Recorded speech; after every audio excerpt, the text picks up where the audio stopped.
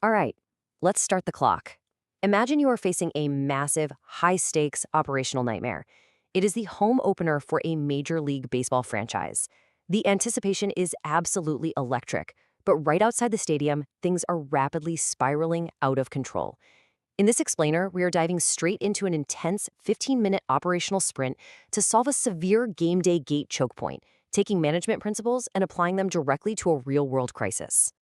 To understand the stakes, just look at this staggering 18% drop in concession revenues during the first 2 innings alone.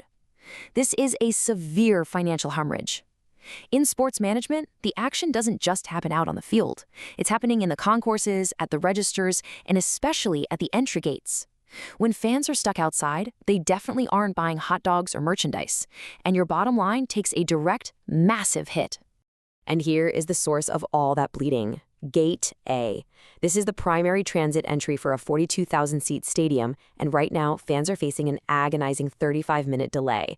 Thousands of people are missing the opening pitch, and to make matters worse, a brand new, highly sponsored mobile app express lane is completely failing.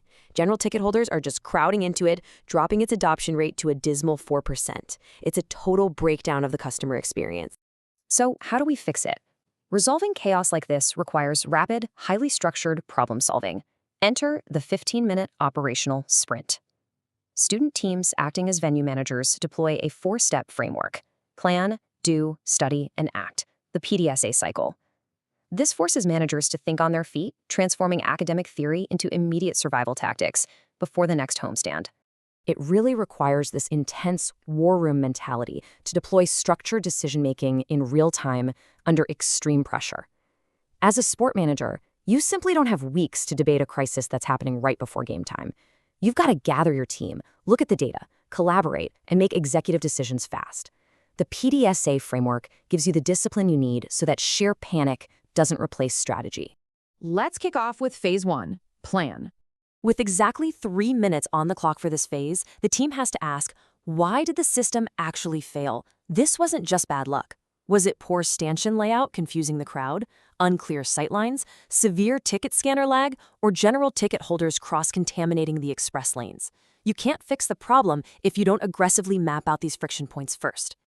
To stop this cross-contamination, we need to rapidly propose high-impact interventions to completely redefine the physical flow. What if we push ticket validation 50 yards upstream to catch people before they bottleneck at the turnstiles? What if we establish bold, dedicated overhead wayfinding so fans instantly understand their lanes? Or what if we physically separate the bag check stations entirely from the express digital lanes? Right now, the team must predict exactly how these specific changes will impact our peak fan throughput per turnstile. Moving right along to phase 2, do and study. We are now in our 4-minute execution phase, where the team must model the updated pedestrian flow and contrast the current chaos against some aggressive new key performance indicators. The command center needs strict targets at T-minus 45 minutes. Ingress throughput must exceed 450 fans per minute. That express lane verification, it has to be under 12 seconds per fan. If the real-time data shows we aren't hitting those marks, the flow is still fundamentally broken. And finally, phase 3, act. Down to our last 3 minutes in the sprint, the team transitions to full-scale deployment strategy. We challenge the managers here. If your updated protocol successfully reduces wait times to below 6 minutes at Gate A, how do you scale this success across gates B, C, and D for a weekend sellout? You're going to have to standardize staff training, completely redeploy stanchions across the entire stadium footprint, and make sure you're delivering that promised value for your corporate sponsor everywhere. I want to leave you with this critical contingency question drawn straight from the activity. What is your immediate protocol if scanner network latency spikes again right at peak arrival? This proves a fundamental truth about management. The PDSA cycle never actually ends. You fix the physical flow, sure, but what if the Wi-Fi just drops? How do you keep the line moving? Think about how you would pivot in that exact moment, because in the fast-paced world of sports management, the clock is quite literally always ticking.